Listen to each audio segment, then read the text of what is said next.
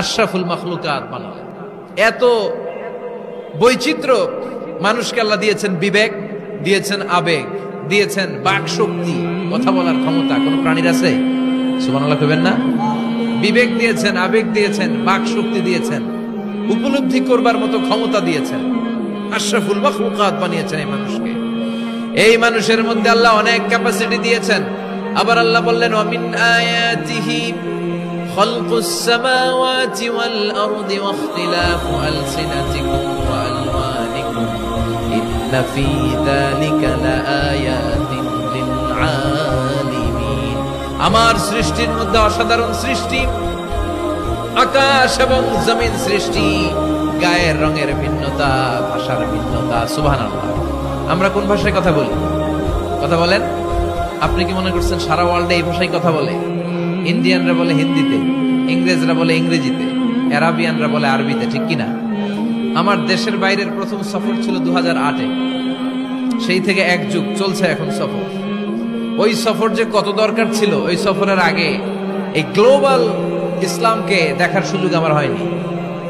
মানুষের যে কত ভিন্নতা, কত ভাষায় যে মানুষ কথা বলে। 2008 সালে আমি যখন আমার ইউনিভার্সিটিতে গেলাম, মাগরিবের সালাতের সময় পৌঁছেছি।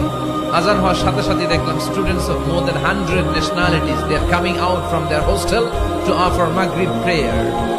মাগরিবের আজান দেখলাম হোস্টেল থেকে বিভিন্ন রঙের ছেলেপেলেরা মাগরিবের সালাত পড়ার জন্য বেরোচ্ছে। এক একটার কালার এক এক রকম, এক একটার ভাষা এক এক রকম। আমরা বাংলায় বললে আরাবিয়ানরা বুঝে না, আরাবিয়ানরা আরবিতে বললে ইন্ডিয়ানরা বুঝে না, ইন্ডিয়ানরা হিন্দিতে বললে ইংরেজরা বুঝে না, চাইনিজরা মান্ডারিনে বললে কেউ বুঝে না। চিয়াং ফিয়াং জিয়াং, এগুলো হচ্ছে চাইনিজ ভাষা। ইয়াং শিয়াং দিয়ে যখন কথা বলে কেউ বুঝে না।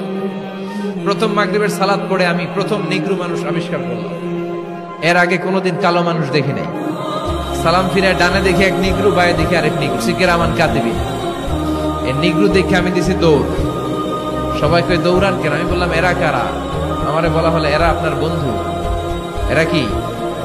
এই কালো লোক নাকি আমার বন্ধু। বললো 5 বছর এই নিগ্রুদের সাথে আপনার থাকতে হবে। 100টারও বেশি দেশের ছাত্র আমরা একসাথে থেকেছি। কারো ভাষা কেউ বুঝে না, কারো গায়ের রঙের সাথে কারো গায়ের রঙের মিল নাই। চিল্লায় বলেন সুবহানাল্লাহ। এজন্য রব্বুল আলামিন বললেন, লাকাদ খালাকনাল ইনসানা ফি আহসানি তাকওয়িম। আমি মানুষকে চমৎকার আকৃতিতে তৈরি করেছি। সুম্মা রাদাদনাহু আসফালা সাফিলিন। তারপর মানুষকে আমি আবার নিম্নমুখী করেছি। মানুষের সৌন্দর্যটা সব সময় থাকে না। এই যে যুবক অবস্থায় আমাদের কি সুন্দর চামড়া, কি সুন্দর দেহ, বয়স যখন 70-80 হবে এরকম থাকবে? কথা বলেন না। এই কালো দাড়িগুলো সাদা হয়ে যাবে, বয়সের ভারে মিজানুর রহমান আজহারি নুজ্জ হয়ে যাবে, লাঠি লাগবে তখন। তখন স্টেজে উঠবে, হায়াতে বাসায় থাকলে লাঠি নিয়ে উঠতে হবে। কথা কর। আমার নানা বাইরে দেখতাম গাড়িতে একটা লাঠি রাখতো। মরহুম পীর সাহেব গোলাম সাদেক সাঈদী গাড়িতে সবসময় লাঠি, এই লাঠি নিয়ে গাড়ি থেকে বেরোতো, লাঠি দিয়ে সিঁড়ি বেয়ে উঠতো। মাঝে মাঝে আমরা ধরেও উঠাতাম। তো উনি কি এরকম ছিল না? একদিন ইয়াং তাগড়া যুবক, রং ধরা যৌবন, জং ধরে শেষ থাকে না। আসফালা সাফিলিন এর 2টা তাফসীর। একটা হচ্ছে ইলা আরজালিল উমর, সব সময় মানুষ যুবক থাকে না, একটা সময় তারে বৃদ্ধ বানিয়ে দেয় কে?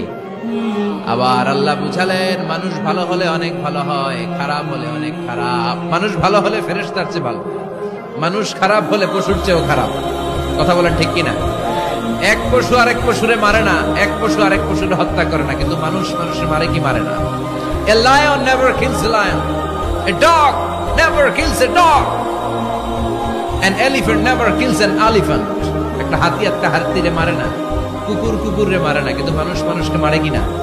এজন্য আল্লাহ বললেন, লাকাদ খালাকনাল ইনসানা ফি আহসানি তাকওয়িম সুম্মা রাদাদনাহু আসফালা সাফিলিন ইল্লাল্লাযীনা আমানু ওয়া আমিলুস সালিহাতি ফালাহুম আজরুন গায়রু মামনুন। 2 শ্রেণীর মানুষের এই বিপদ নাই, যারা ঈমান এনেছে, সৎ কর্ম করেছে।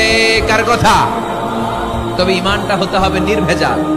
ওই ঈমানে শিরকের কোনো ছিটেফোঁটা থাকতে পারবে? তাহলে ওই ঈমান আপনারে মুক্তি দিবে। চিল্লায় বলেন ঠিক কিনা?